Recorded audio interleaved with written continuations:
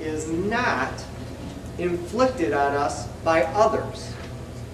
We have done this to ourselves. Osama bin Laden has not launched an amnesia bomb to wipe away our collective memory. We've done it to ourselves. Now,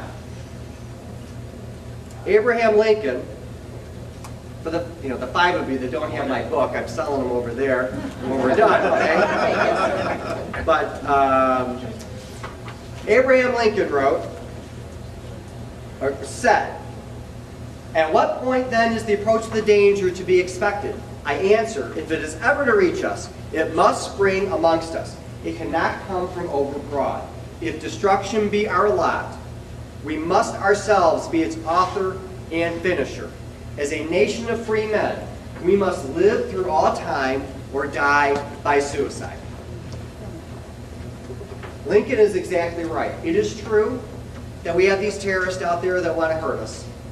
And they mean to do it. I think we have to accept that. I think some people don't. But they want to kill us, there's no question. They want to have an Islamic caliphate that takes over the entire world so that they can ensure their objective. Okay?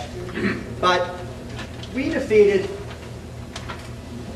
Imperial England, we defeated the Kaiser, we defeated the Soviet Union, we defeated Nazi Germany and Imperial Japan. We can defeat the terrorists. Hold on, I'm not taking questions at this moment.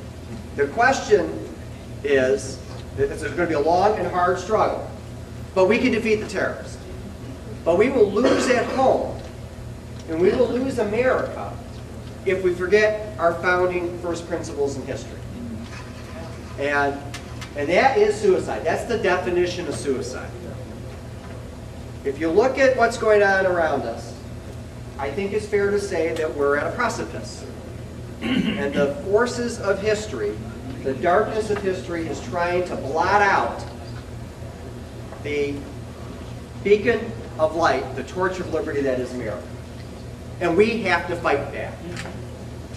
We cannot allow this to continue. And the only way to do that is to get informed, understand, and then act. To give you a little inspiration about really how easy this task is if we put our minds to it, I want to read to you something from Thomas Paine. But before I do that, I want to read something from Thomas Jefferson, in case you're still wondering, is this really a problem? Okay? Jefferson wrote this: "Only lay down true principles and adhere to them inflexibly. Do not be frightened into their surrender by the alarms of the timid or the croakings of wealth against the ascendancy of the people.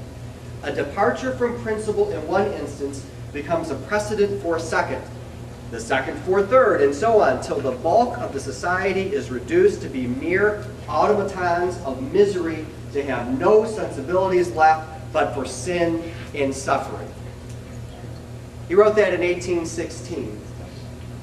He may have wrote it 180 years early, but think about what he said.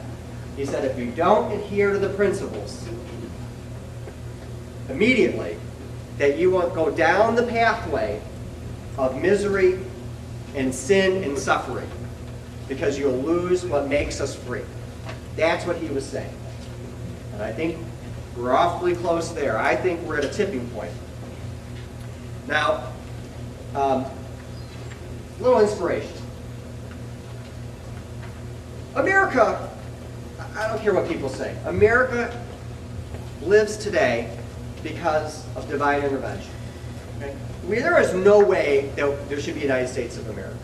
When we declared independence, we were this backward wildness country, colonials, and we were hicks, and the Europeans were like, come on, we'll take this out. They're pretending to be fancy schmancy political philosophers.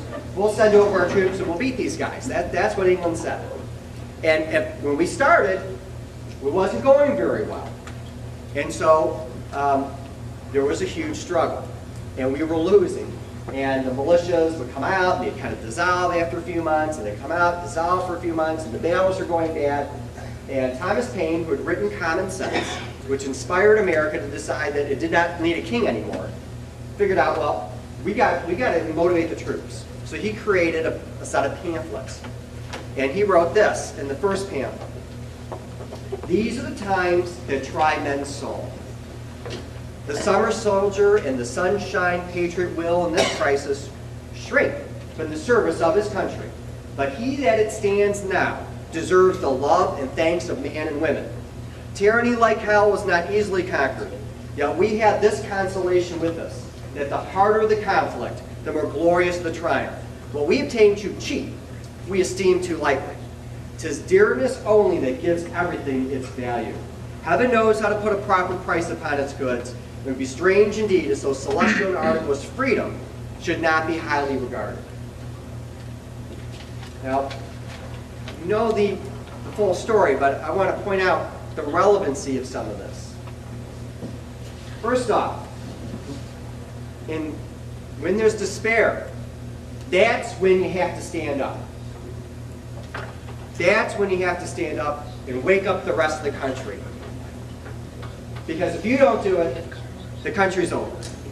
And that's what he said. He said, you know, when times are good, everybody's on board. But when times are bad, that's when we need people to stand up, and generations in the future will celebrate you.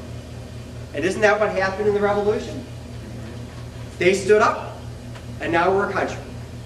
He also said, the harder the conflict, the more glorious the triumph. So that means you got to fight really hard. And when you win, you can really savor it. And expect a hard fight. He also said, what we obtain too cheap, we esteem too lightly. Okay? We've been living on inertia. We have free speech, we have free exercise of religion, we have due process, we have all these rights and liberties that we just bored and they were there. And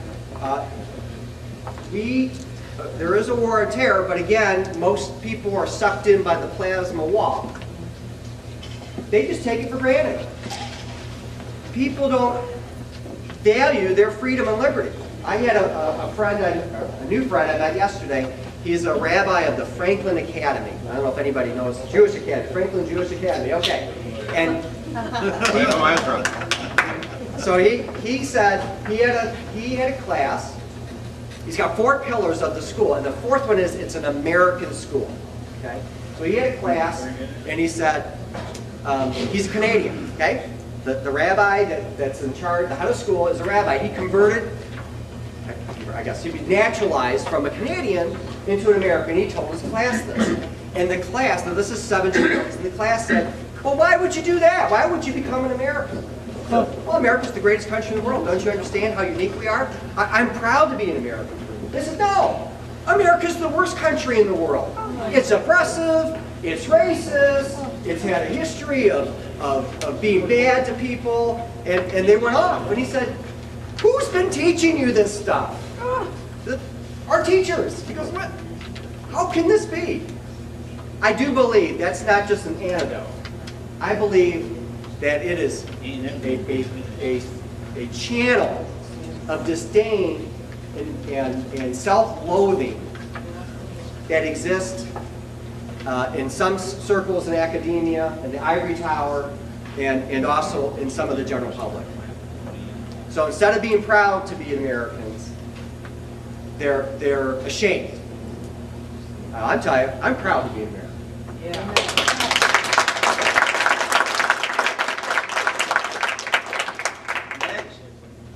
So then,